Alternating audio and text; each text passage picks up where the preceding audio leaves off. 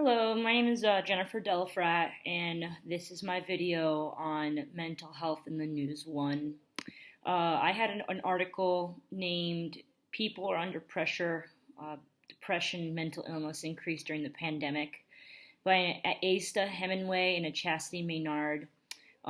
Basically, the primary issue discussed in the article is that the mental health crisis is becoming more prevalent in the population during the quarantine pandemic. They talked about how depression and mental health illnesses were causing an influx of new patients and crisis calls. And this was explained in the article because it provided different examples of citizens that suffered from even more side effects during the quarantine.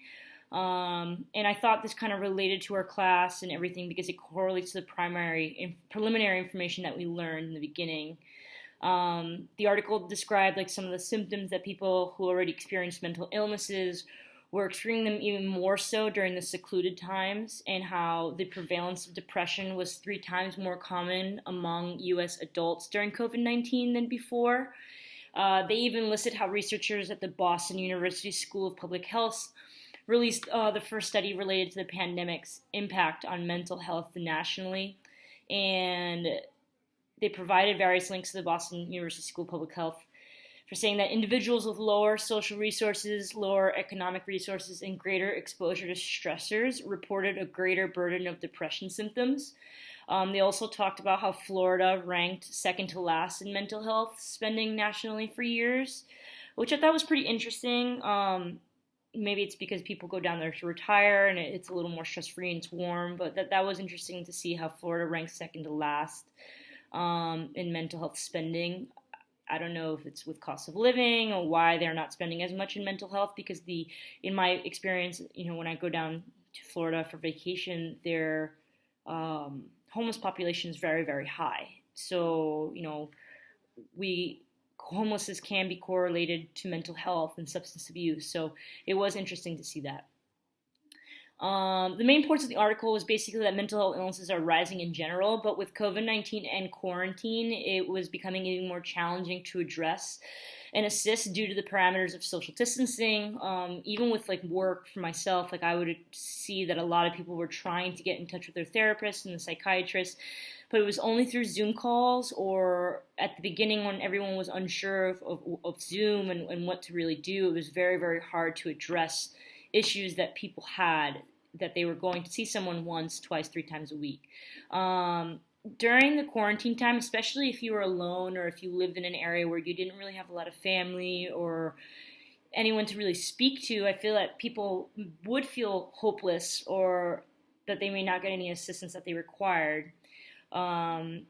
And it was clearly different than normal times. Obviously, being under a lockdown and not being able to leave, especially if you were deemed non-essential, you were basically just home alone. And if you were getting furloughed, if you were really, really, scared about getting infected, especially in the beginning when we were kind of unsure what was happening, it could be very, very detrimental to someone's mental health, especially when they're already suffering from mental health.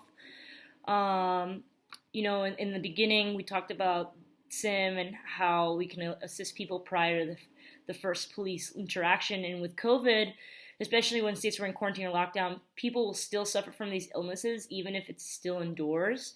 So experiencing a pandemic while experiencing a manic episode can be extremely difficult to assist with, especially for mental health workers, first responders, police, and even the hospitals, because the resources were spread very thin in the beginning as cases were skyrocketing. And it was just another speed bump that needed to be placed into consideration, as well as now you have to think about masks and PPE and infected staff or clients and quarantines and Zoom meetings and social distancing. It was not so much an issue that was reflected in the article in terms of where they got this information, but it's an issue that is occurring all over the world. The pandemic, unfortunately, took over all aspects of the world, and mental health and all other issues kind of needed to adapt around COVID-19, and it's not like COVID-19 could adapt around mental health. basically, even though there is a pandemic occurring, mental health illnesses are here to stay, and they're not going to go away just because COVID-19 has taken precedent. If anything, mental health illnesses are still rising and getting more and more predominant with the pandemic. Um, the One of the questions that I had was, after COVID-19, will we still continue to rely on Zoom meetings and electronic meetings to assist those that cannot meet in person while they're in need? So, with some people, they said they didn't mind the Zoom meetings, but they felt like they lost that like first person perspective of meeting with someone over Zoom. But my question is, and something that maybe we could do with people that are suffering from mental health illnesses and are not able to meet with someone immediately, is, could Zoom meetings still be used? Let's just say if it's an after hours and the police department responds to a call where someone is in some type of mania and it's 2 a.m. Even though there are some clinicians on call, but they're not always clinicians on call all over the state. So is there anyone that could be on call even though they're home and they're not in the police station or the mental health county office? Would they be willing to do a Zoom meeting after a scene is deemed safe? And can someone be committed by a licensed mental health clinician if willing to be committed to the hospital? And will these electronic meetings be useful, or will they set back those with mental illnesses even more so because they still crave that human interaction?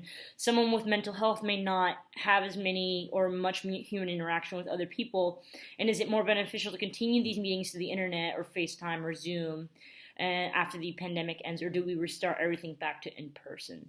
I think COVID is still pretty hard for everyone in the world, regardless of an existing mental health illness or not. So it was interesting to see in this article, like, how they talked about, how they basically explained how, especially during the quarantine, it was just skyrocketing even more and more. So that was what my article was about, and I thought it kind of put it in perspective pretty nicely, especially in the beginning when people that were quarantined and they had to be alone, what they did to kind of still do things to help their depression or their anxiety and stuff, and how mental health clinicians out there were doing everything they can to still meet the needs of those that required them. But thank you.